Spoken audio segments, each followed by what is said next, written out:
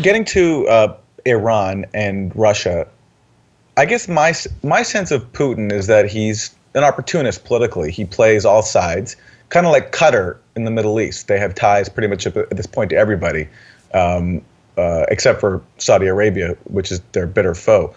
And my sense is that no matter what, however Putin feels about Iran and Trump's designs for it, that he's sort of boxed in. On the one hand, he can't risk alienating the U.S. and Israel because they could hurt Russia even more.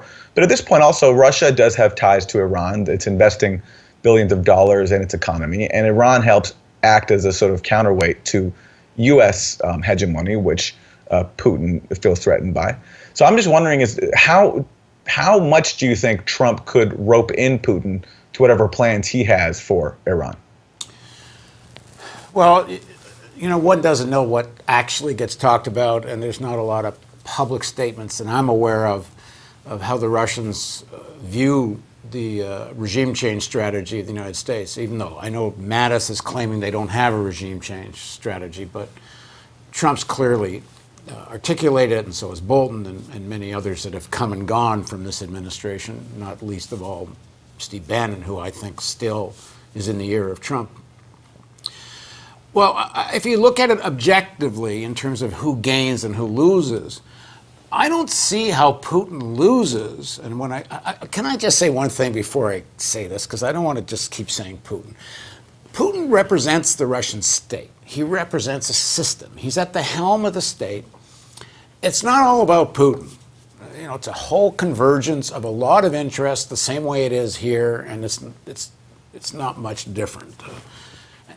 So that being said, I'll say Putin, but by Putin we mean this whole system of oligarchs and apparatchiks and the state and so on. If they do nothing, they win. What I mean by that is they don't have the power to block the United States ratcheting up economic sanctions on Iran. To some extent, maybe they can try to go around the sanctions. But I don't think the Russians are going to get into a big confrontation with Trump and the Iran agenda, because what happens? The more things ratchet up with Iran, the more the price of oil goes up. They're already talking now, just because of the coming sanctions in November, that oil probably is going to hit $80. And again, as I said earlier, real confrontation, you could start seeing $250, $300 barrel of oil, which is wonderful if you're an oil country, and Russia is an oil country, and so is the United States is an oil country, and the Koch brothers are practically a country. There's a lot of people gain from this tension. And one should never underestimate, and you can watch all the interviews we've done with Larry Wilkerson on this and others, you cannot underestimate the banal economic motives behind so much of U.S. foreign policy. Guns and weapons and oil to mostly drive U.S. foreign policy. And so the weapons that are being sold into the Middle East, largely because the Saudi-Iranian tensions is beyond imagine, the trillions of dollars of arms expenditures by the Middle Eastern countries, mostly buying American arms. The tension leading to higher price of oil, all of these things factor in to U.S. foreign policy and driving it. And even though while sections of the American economy will suffer with higher oil prices, it could spark a very serious recession in the United States. Still, arms and oil are going to cash in on that.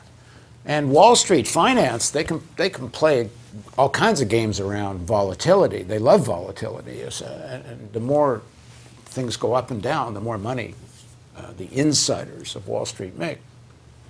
So Putin, if he just doesn't do much, wins. He'll do some rhetorical denunciation that the U.S. shouldn't threaten Iran this way, especially if they try some military action in Iran. Putin will condemn it.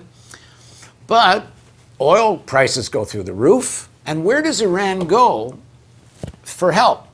Well, there's only two places Iran can go, Russia and China. And so Russia's one objectively doesn't have the power to stop the Americans from doing much in Iran, but I can imagine that when they met, as I said, Trump could have said, might have said to Putin, don't try to save the Iranians the way you saved the Syrians, and I can see Trump saying, yeah, sure, because it's in his interest to let this thing unfold. It doesn't mean there is, Iran isn't potentially a good economic partner for Russia, but the levels of power, that this is the thing about part of the deception of the American craziness about Russia. The disparity in power between Russia and the United States is ridiculous. Russia is barely a mid-level economy and mid-level power. Now, sure, they have a big nuclear arsenal. Sure, they have a big, army, but not on the scale that they can assert Russian foreign policy in a direct confrontation with U.S. Syria came as close as possible to that. But even in Syria, there was a lot of American collaboration. They needed the Russians to come and stabilize and help get rid of ISIS and all this. So it wasn't such a direct confrontation in Syria as some people might have suggested. So I think Putin lays back. Maybe says a lot of stuff, but essentially lays back. To underscore that point about the disparity between the U.S. and Russia militarily, this year, the increase in the Pentagon's military budget, just the increase alone, was more than the entire Russian military budget, just the increase from last year to this year. And if I understand it correctly, the Russians actually reduced their military budget a little bit last year. Yes, well, because I guess the thinking there is because now they can control our minds through social media. They don't need a strong military.